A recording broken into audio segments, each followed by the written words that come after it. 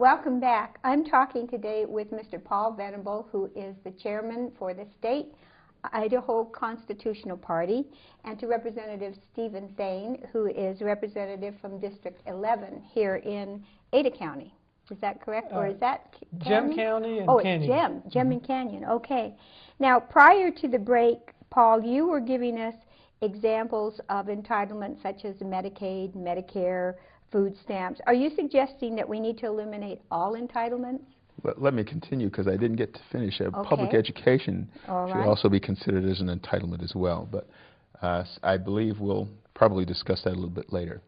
And the answer to your question is, and it's a good one, is it took us several generations to get where we are right now. It may take some years to fix the problem, but we don't really want the chaos or the confusion that would happen by cutting off the programs all at once, and it really wouldn't make sense to do that. You know, you don't want to kick someone out of the boat before you can teach them how to swim. So ideally, what you want to do, but what you want to begin to do, is to start solving those problems now, start addressing them now, and get the ball rolling so that the clock starts ticking toward the solution. Now, we haven't always had entitlements. You know, that what did we do before we had entitlements? Give us some background, one of you, on. Well, you know, some of the statistics that Paul was giving us had to do with the entitlements, and one of them is that in 1900 there really weren't any entitlements, and so those were taken care of mostly by the family and private charities and churches. Since that time, since 1900, the entitlements are now taking up 65% of the federal budget. Between servicing 65%. Yeah, between servicing the national debt and entitlements, and that's the fastest growing portion of the national budget. In 1965, only 29% of the budget was entitlements. So that's the part of the budget that we really have to focus on. Okay, so you're saying that families and private charities and churches took a more active involvement than they do now? At the turn of the 20th century, they took the primary involvement. Okay, the people tended to be more independent, and they didn't have the concept of looking to someone else or government for solutions to their problems. Well, certainly given the economic crisis that we're all in right now, you're seeing people tightening their belts, and people privately are having to find ways to cut spending and to be more efficient with what they have. And so you're suggesting that by revamping or reforming the entitlements, perhaps government can learn from the private sector on that. Well, and we want to be a little bit more specific on how that is. In the past, politicians really haven't addressed entitlements too much because they've been afraid to. We've only had two approaches. The first approach is to increase the budget, spend more money, create more programs. We really can't do that without threatening, you know, the stability of the dollar right now. And at the state level, we don't have the money for state programs. The other approach has been to eliminate programs altogether, you know, just all at once. And that hasn't seemed fair for most people, to just to cut people off from what they've become dependent on without some transition period or something. So what we've come up with is a strategy that improves the quality of services while controlling and reducing the costs. So one of your jobs, as I see it, is going to be able to sell the public on the idea that they're not, you know, that any of the services that will be reduced will not leave somebody stranded without whatever they feel that they need, or help them see that there are alternative means besides always going to the government. Well, there's that approach, but we're suggesting a paradigm shift in thinking. So to make this paradigm shift happen with people that are listening, we like to ask three questions. The first question is, what organization found in every country in the world provides more social services than any other organization? And as you think about that, I'll ask the other two questions. The second question is, what organization provides social services more efficiently and more effectively than any other organization? And finally, the last question is, what organization provides social services at no cost to other taxpayers? Now, by social services, define what you're talking about. Well, social services are food, clothing, shelter, like medical the care. Salvation Army?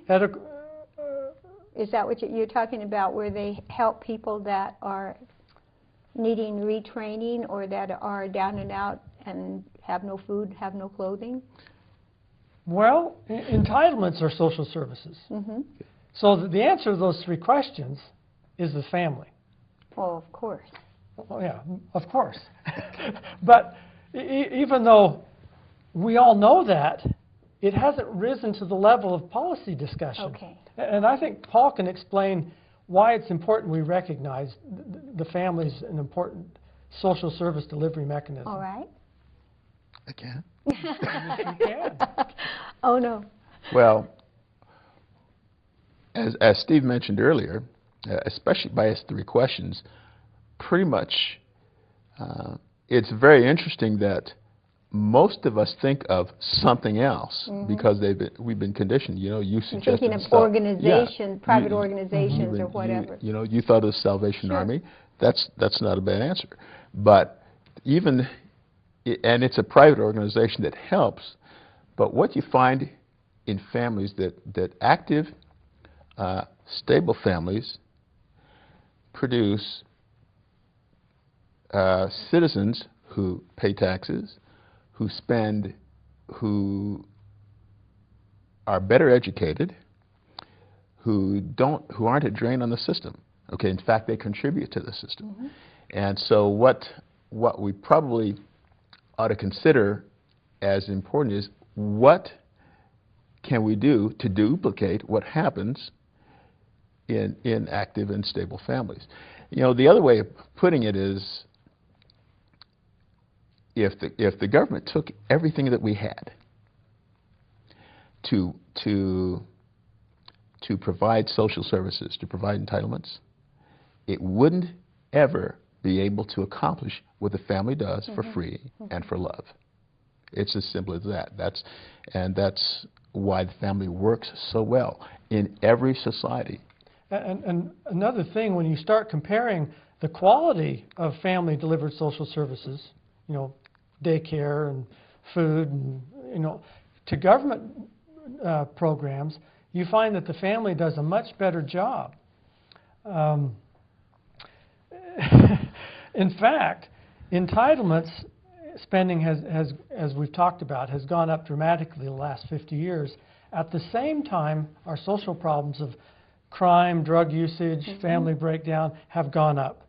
So we're actually saying that entitlements are not solving our problems, but are actually contributing to them. So we have to reform them for financial reasons, logical reasons, you know, just practical reasons of the family does a better job. So how can we transfer resources back to the family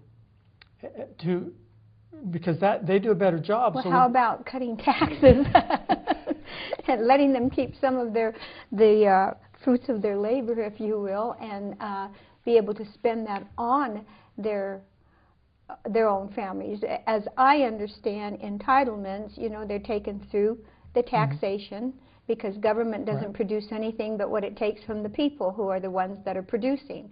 So if I have a family that I want to take care of and I'm giving so much money to the government that is now staying in my family, then I can provide that more for sustaining and helping my own family. Well, that's an excellent point. And that's one of the ways you can strengthen families, to let them keep the wealth that they create.